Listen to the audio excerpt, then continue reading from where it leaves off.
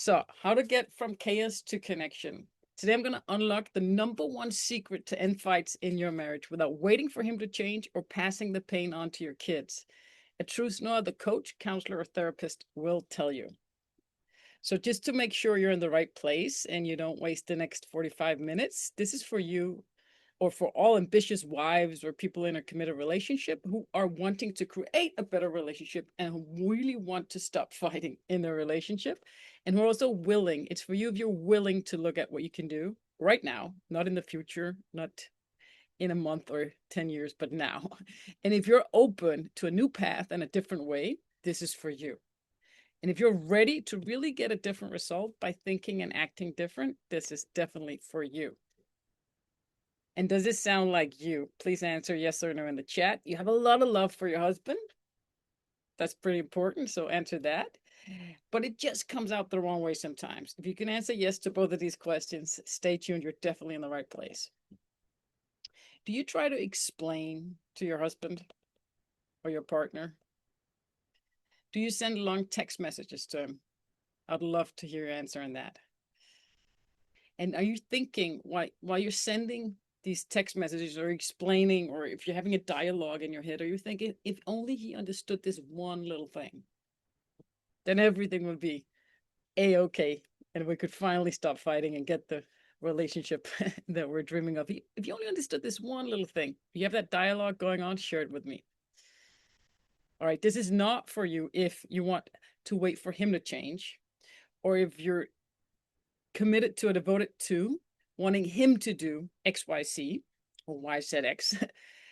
If you want that, this is not for you. If you have this list of things that nothing will ever work if he doesn't do it, it's not for you. If you want to be right about your story, I can just say up front, this is not gonna work for you. I'm not gonna tell you that you're right about your story. So if that's very important for you to be right about it, then this is not for you. And this is not for you if you're not open to a new path and a different way. It's all about directions, right? Pathway is a direction, and you've been going down one path and one direction. If you want to stay there and you don't want a new way, this is not for you. It is not for you if you're not ready to try something new and to what I call look at your own ass, so to speak. If you're not ready for that, this may not be for you. We get to look at our own ass to get the life and love that you deserve. You get to do that.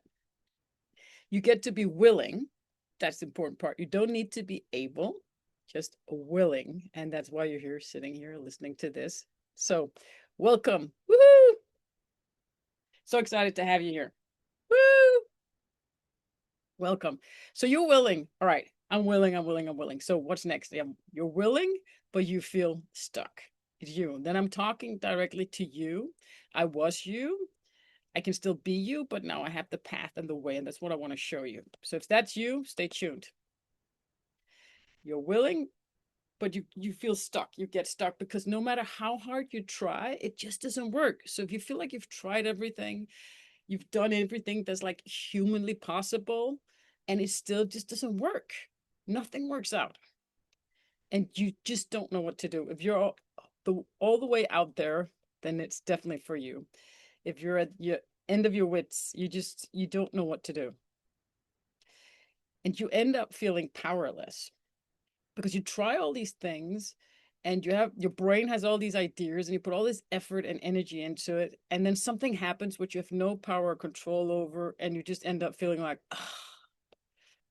And sometimes you feel like you have no control over your emotions. This is just to pays into how you're feeling and what's going on inside of you, to really speak into the right audience here today.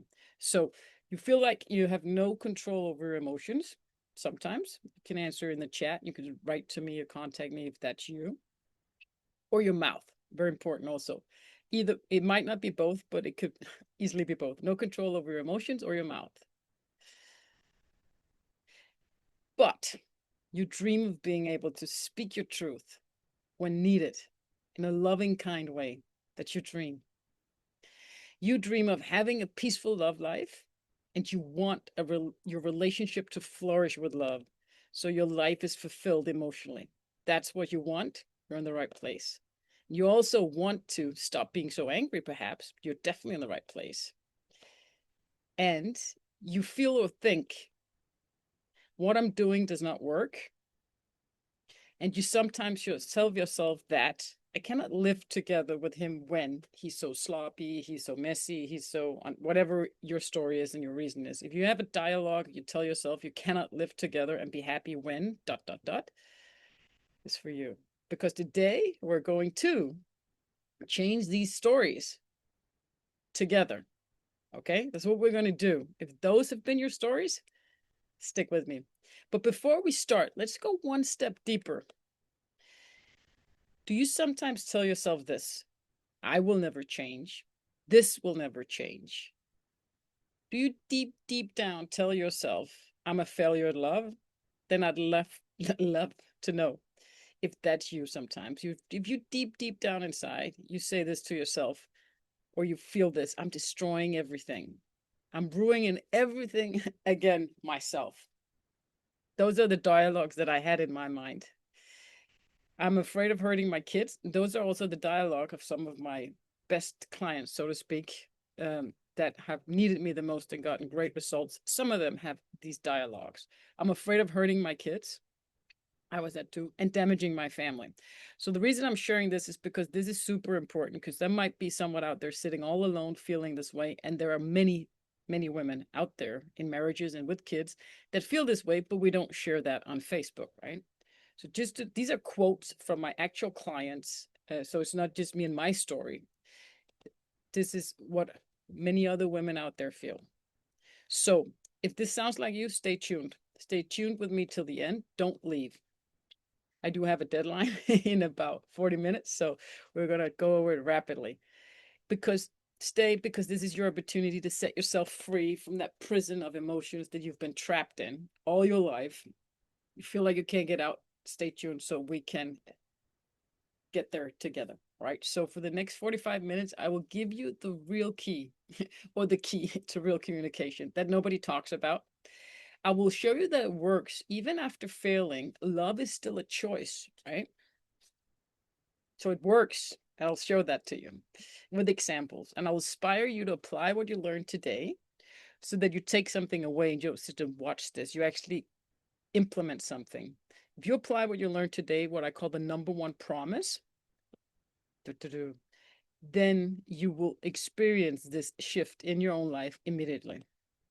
But I will also invite you to book a free Stop Fighting session with me. And I will share a testimonial of how one conversation, or at least I'll go into it and I'll share the testimonial if we have time. You can see the before and after of what one free session did for Isabel, right? And I'll share my calendar link so you can book that free session. That's why you should stay tuned. Who am I? Who am I to be the one telling you this? Well, my name, or my brand name is Samantha Kierkegaard. I'm a coach and an author and a speaker, and I founded the 12 Steps to Lead with Love. And why should you listen to me? Because failure is the key to greatness.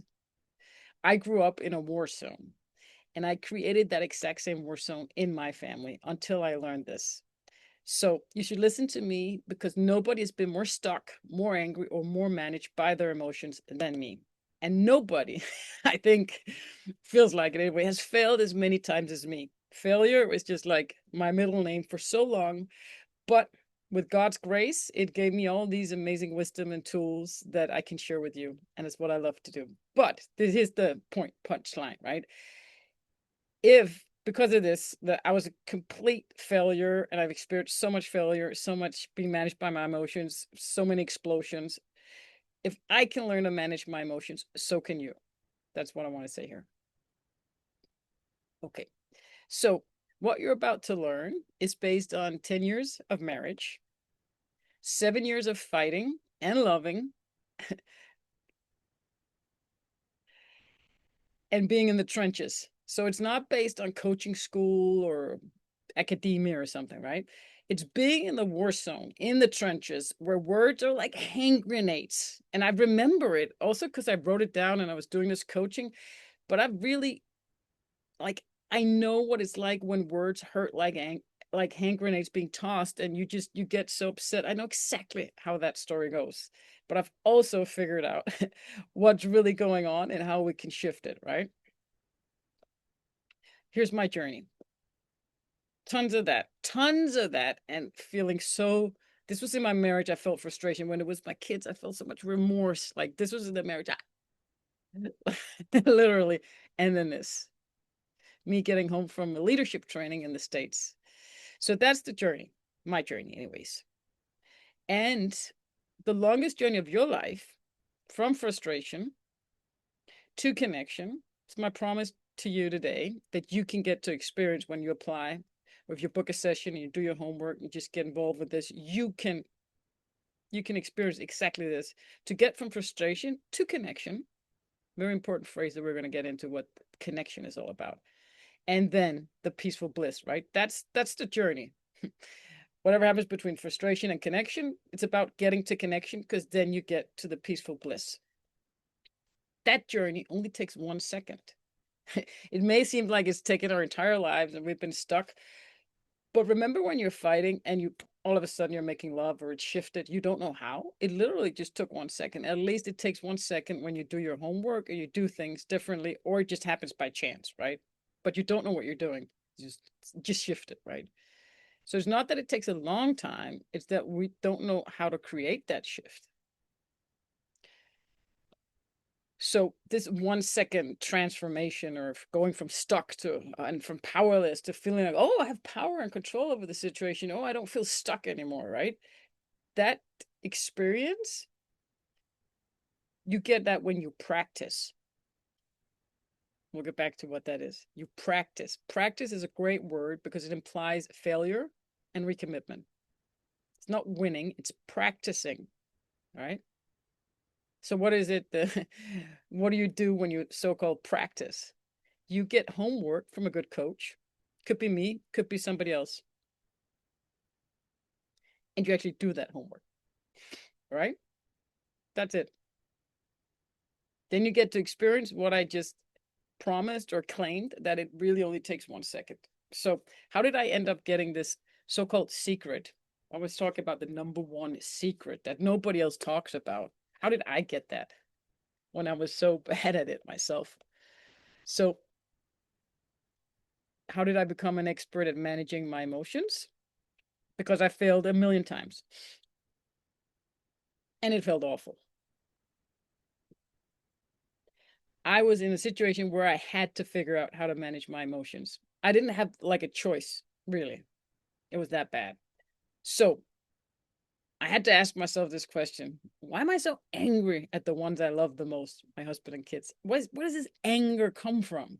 And it may not be anger for you as such. It can be frustrations, it can be implosions, it can be anger is just one way. It can also be resentment, it can be being stuck, like bitterness, all these things, right? Pity parties. Why do I have all these pity parties, or whatever it is that's your thing? Anger was mine. And that's what started my journey. I couldn't figure out why I was so angry and hated the ones I loved the most so much. And actually, I was about to, you know, I'll never forget standing with my head against the kitchen cupboard thinking this: how can I hate the ones I love the most so much? And I made a decision that day. I had to figure out how to manage my emotions, because I was afraid of physically hurting my husband and my kids. It was at that to that point and to that extent, it was madness, right? So I started my journey interviewing over 100 of the world's best experts. For example, Janet O'Neill, who founded Work-Life Balance in IBM, amazing woman, interviewed her, talked to her, shared her wisdom, and also Mark Goldstein, who's a hostage negotiator for the FBI, written amazing books. Just Listen and Talking to Crazy, and people really it's really popular, and he's really good at communication since he does it for, you know, in a hostage situation, right? And then Don Miguel Ruiz Jr., whose father wrote the 4 agreements used by the Navy SEALs. Epic wisdom that Don Miguel Ruiz Jr. has. So these are just an example of who I worked with and who I interviewed. And also Kelly Koshow. I don't know if you can see it up in the corner. She's the CEO of the Ford Institute founded by New York Times bestselling author Debbie Ford back in 2000. And Debbie Ford is known for her shadow work. And the Ford Institute that Kelly Koshow is CEO of, it has helped tens of thousands of people, if not more, to transform their lives in fulfilling and enriching ways. And Debbie Ford was interviewed by Oprah Winfrey. And Debbie Ford, she passed away at age 58, which is the same age my mother passed away. And my journey into this has everything to do with my relationship with my mom. And when she passed away, we started this transformation journey together, because that's what led me down this on this mission to help other women, because I, of course, got my anger issues from her and growing up, right? So that's what it led me to. So it has everything to do with her and these amazing people. And it was a treat and a journey, and it was great. They were amazing people, and I have so much to thank them for. They helped, put me on stage. They endorsed me and collaborated with, for example, John Gray, who did live sessions. We did a lot of work together. He's an amazing, amazing guy with so much wisdom. He truly is one of the great people out there in this field, right? So I did all of that, and that was amazing. But the interesting thing was that none of their advice or exercises worked in my marriage. So I would be so thrilled to do these interview series and these online summits with these experts, and it was great dialogue, and we got to help a lot of people. But when I came home in my marriage, he didn't want to do couples meetings or date nights or have these, like, that just didn't work for him. Also, it wasn't enough to control my anger issues, and I was still not able to manage my emotions. So we weren't at the place or at the stage where we couldn't implement these things, this advice and this more strategic stuff where you tweak words, and it just didn't cut it, right? So there was a lot more that needed to be done with me and my husband. So, but anyways, that's how the 12 steps and my kind of unique approach was formed. From trial and error, interviewing, implementing, and then, just exposing all my beep, right? I would just sit there and be completely honest about how angry I was with my husband. And then people started contacting me saying they wanted me to help them stop screaming at their husband and kids. And I thought, wait a minute, but I'm an expert at that. And I just started doing it. And I didn't have the 12 steps at that point. I just started talking and giving homework, and I saw immediate that it worked so fast. Like, people had been stuck. One woman had no intimacy, I think, she'd been married for 35 years, I think, or really long, and had no intimacy for about 20 years. And my homework was to have a certain conversation that you, of course, don't want to have, because for whatever it is, otherwise you would have already done it, right?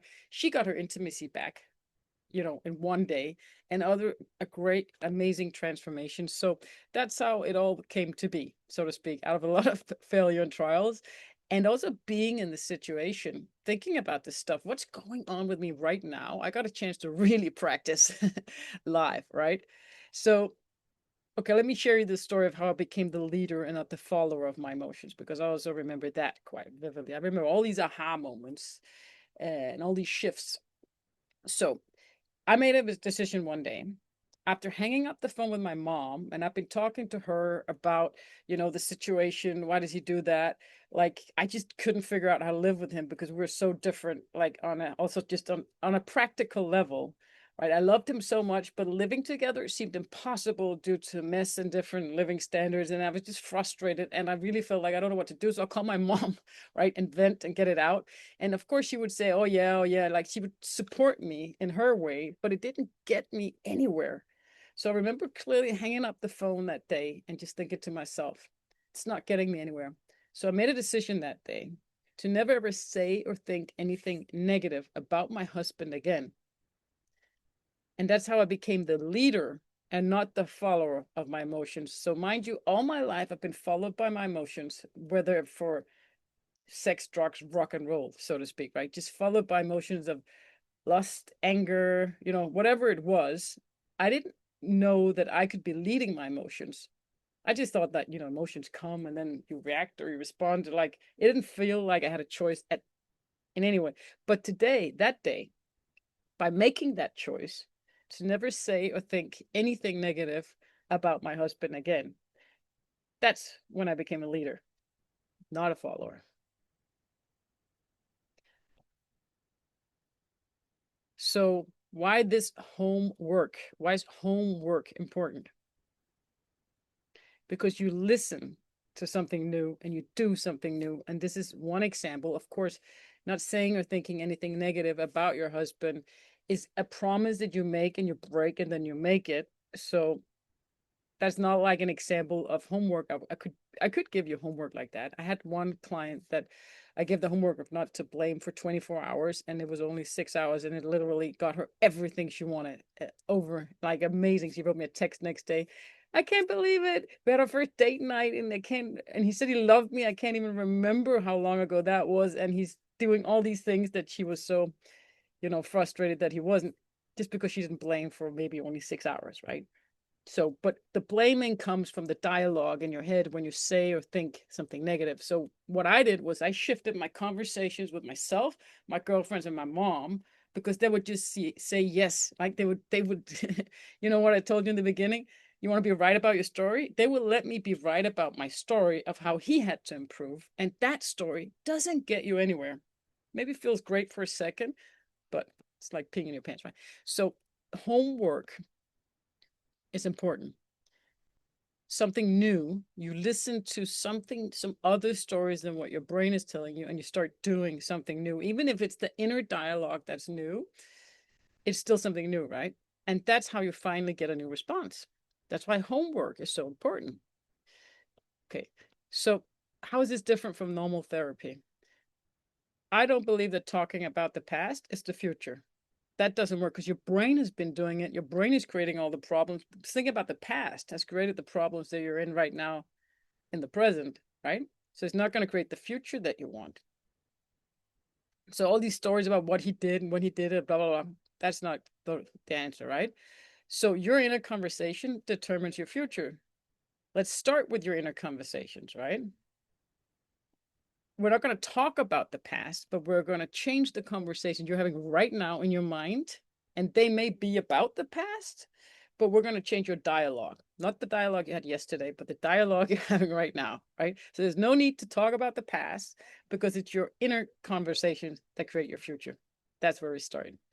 And that's how this is different from couples counseling, where you sit and talk with your partner, and he's too afraid to say what he's really thinking. That was my experience, right? Okay. So here's some examples of how this works and if this can work for you. Just to show you how the audience have received it instead of me just telling you. I'm 52. I've been looking for this my whole life. It has allowed me such a relief. I swear he's been listening to these recordings. He's been showing me in so many ways that he loves me. He tries to be cleaner. He talks much nicer to me. And we have the most awesome talks, even about feelings, and still no fight. I don't know what the beep, but I'm just loving it while it lasts. It has given us time to have fun and see what we can have. Now we just have to make that daily choice. I just broke down and cried. It felt so good. So this works. It really does. And she was only on a 5-day challenge that I did on Facebook. We weren't in Zoom. She was just listening to my recordings and doing some of the homework, and everything shifted because she heard something new, right? She didn't agree to her story. She didn't say yes, yes, yes. She didn't believe all the normal stories, right? Here's the state of mind before the session that I made with a woman. This was her words. I found her email. She wrote, "I'm feeling quite desperate, anxious, and depressed. I'm extremely concerned about my anger issues. I feel like it will affect the kids." And she wrote something about, "I know we're not booked until a week, but I want to tell you this." So this was also a post on Facebook before a conversation. It has been really hard emotionally. Somebody with twins, right? We argue a lot. We don't really have a lot of respect for each other, and I'm scared that we will break up, when really and truly all I want to do is to save this for us, and especially our boys. Okay, sorry, I need to answer this quickly. Really, really sorry. It's a client of mine.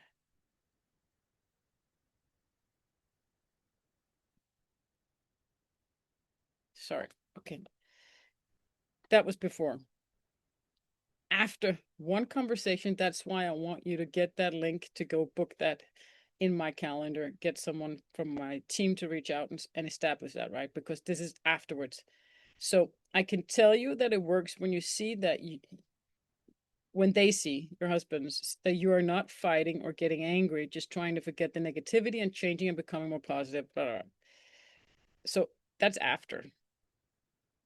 So mentions that, notice that she's saying, firstly, I like to mention again, my one conversation with Samantha helped me to see things from a different perspective. Mm-hmm. And she took my advice. This was just one free session to take advantage of that, right? And this is another statement that goes together with what Denise says. She said, I swear he's been listening into these recordings, and he hasn't, right? She's only just been listening to me, something new, right? That's the only thing that happened.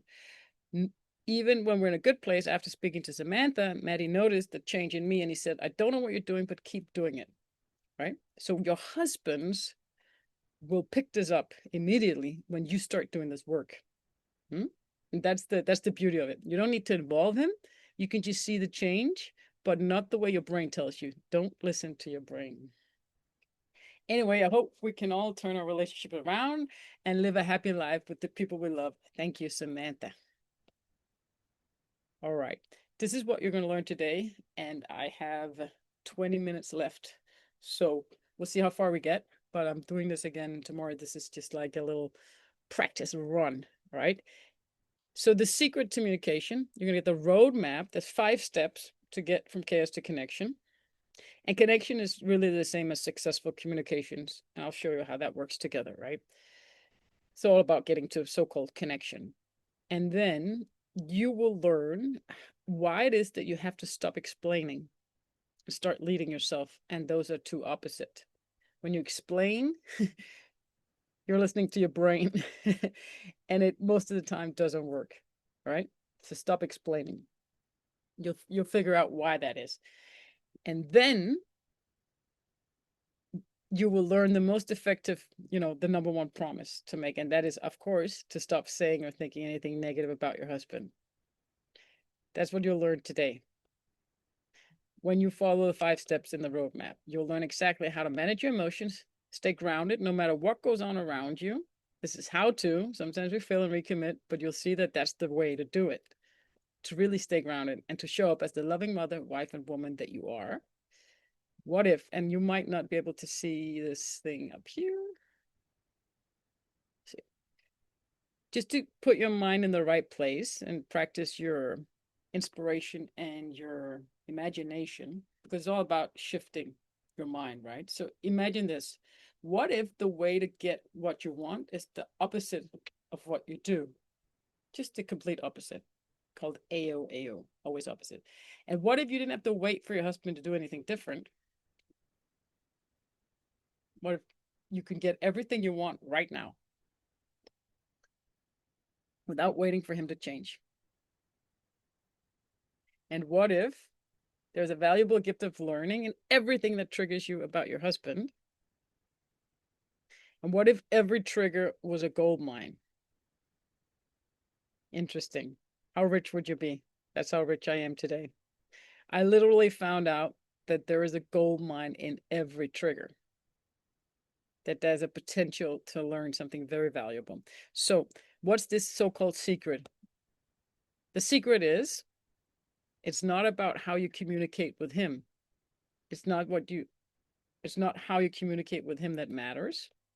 It is, of course, how you communicate with yourself. That's what I mean when I talk about these inner dialogues, or like the stuff I was saying to my mom on the phone. It doesn't seem to be, it doesn't seem that harmful. I mean, you would say it's just reality, right? That's one of the things the brain loves to say. It's just reality.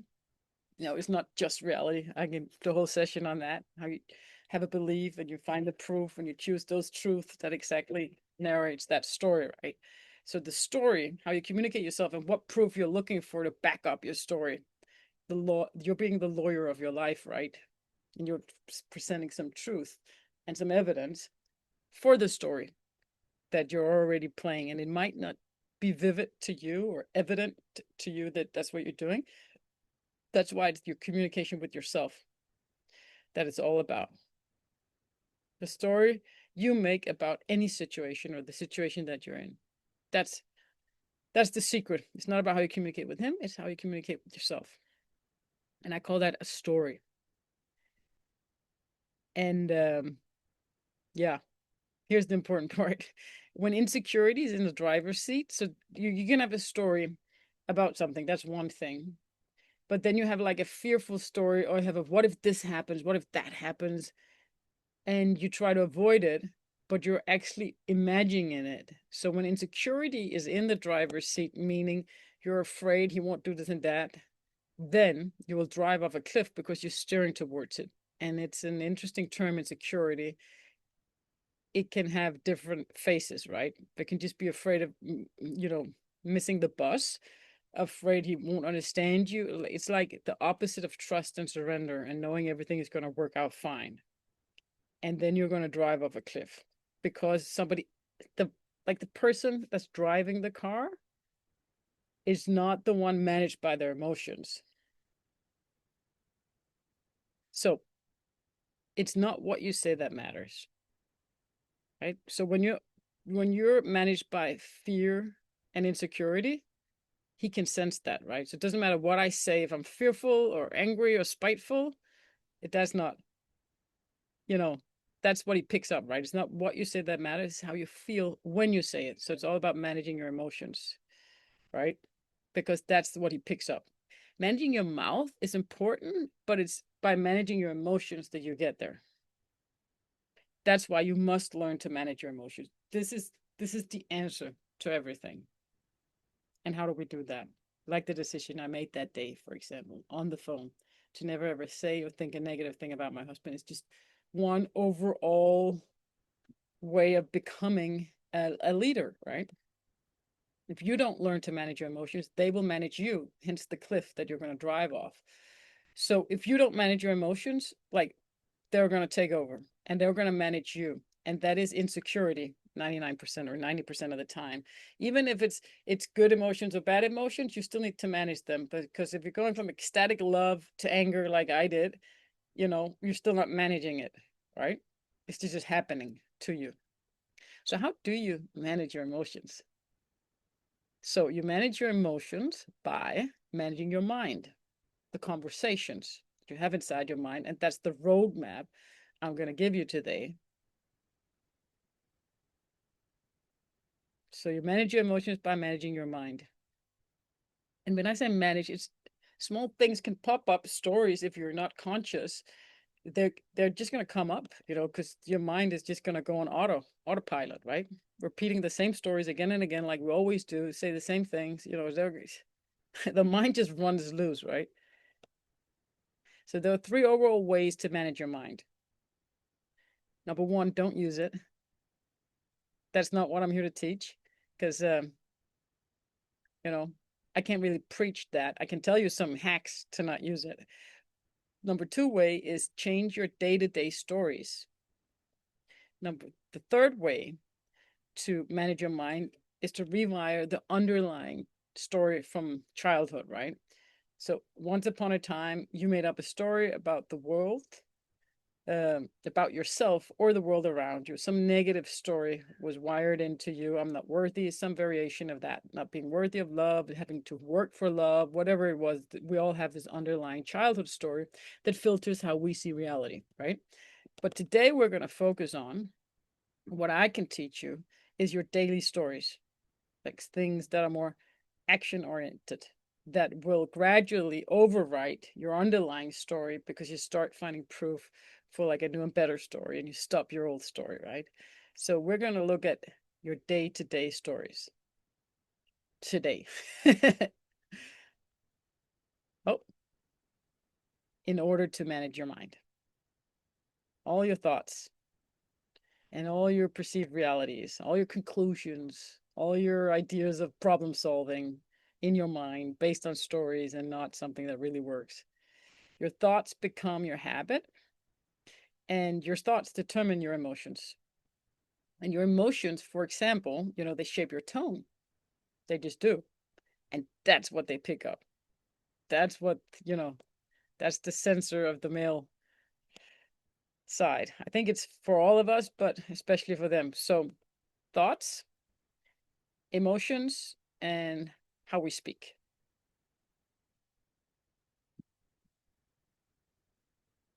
That's your communication. It's not the words as such. You can say the exact same thing in two completely different ways. You'll pick up something different, right? We never really understand what's going on around us. We interpret, he has his filter, you have yours, and what we pick up is the other person's vibration and tone of voice and facial expressions. There's a lot of studies around this. And women have a lot of facial expressions. And your tone of voice, wow, a lot of emojis here. Your tone and your emotion determines his response and the success of your communication. Instant feedback. Does he look happy? Are you happy? Then you had a successful communication, right? And then there's the other part that he actually does what you want him to. But so these things, when you manage your mind and your tone and your emotions, that will determine if you get what you want. And your brain will tell you that you want him to do something specific, but it's all about you getting what you want. And you'll notice it to be him to do something, but it's really about you get love and connection, right? But let's start with you wanting something for him to do. But basically, you want him to be happy, right? You want both of you to be happy. And then there's the practical stuff. Okay, let's get started because we don't have that much time left. 10 minutes. Sorry about that. The way to connection, the way to connection is successful communication with yourself. And once you have that, then you're going to have successful communications with him afterwards, right? And that's where the connection piece comes in. So there's a way to connection, and then there's when you are in connection, before and after, right? And there are many different ways to get to connection, but we're going to talk about the mental one and the stuff that goes on in marriage and ways to turn that into getting to connection. So feeling connection creates successful communication because you feel secure, you feel sure, you don't feel insecure, you're not fearful. And then you already have a successful communication because that's what you're sending out. The roadmap to connection is the way to successful communication. I feel like I'm repeating myself, but here they are, the 5 steps to this roadmap. Number 1 is acknowledgement.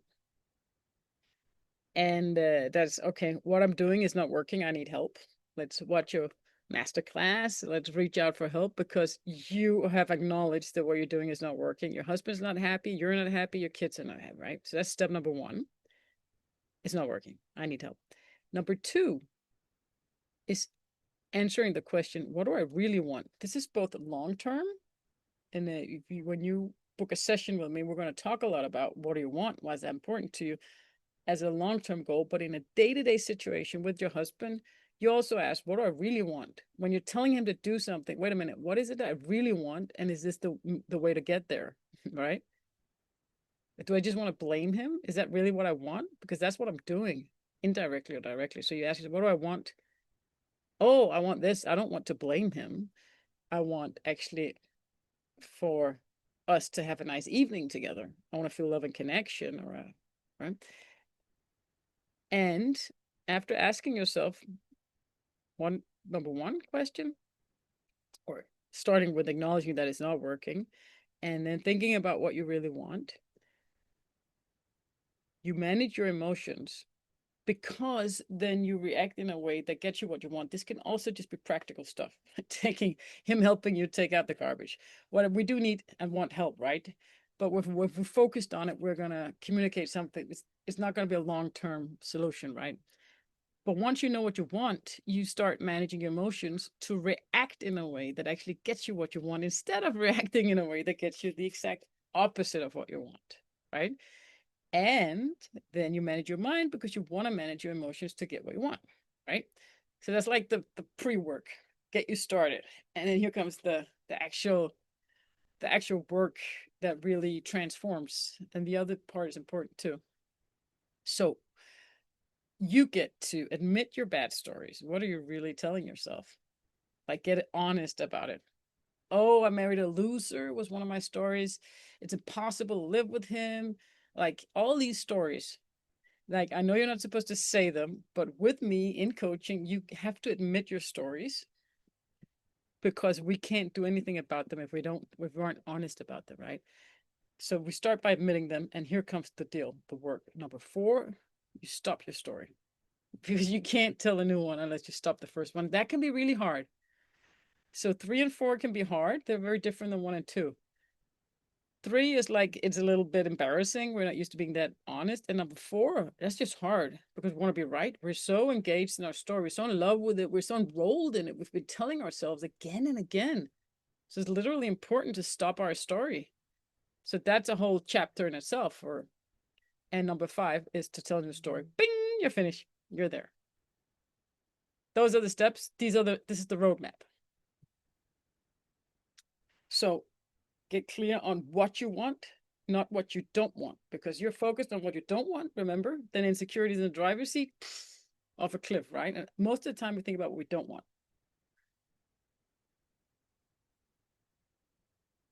And number 3, admit your bad stories. How do you acknowledge your day-to-day stories? And first of all, how do you get really clear on what you want?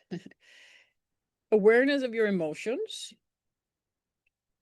which are very tied together with your stories. And then awareness or noticing the story that follows your emotions, or maybe the story that comes before your burst out. So I would pick up the beer bottles or something and be like, why doesn't he pick them up himself? So every time I go, so the number 9th time, when I've told myself that story, I'm just going to blow up and say, it's all your fault. You're leaving your shit everywhere. Because I've had the story in my head before that kind of is the precursor, is allowing me to blow up, right? Is allowing me to blame because my brain has told me that he should be the one moving his stuff, not me, right? So look at that story just before your blaming or your whatever burst out you have that creates the exact opposite of what you actually want. And then notice recurring thoughts and inner dialogues. Thank you for staying here for so long. If you've been out there watching, or if you're going to watch on a replay somewhere, I got to jump off. It's been a pleasure. Thank you so much. See if I can stop this.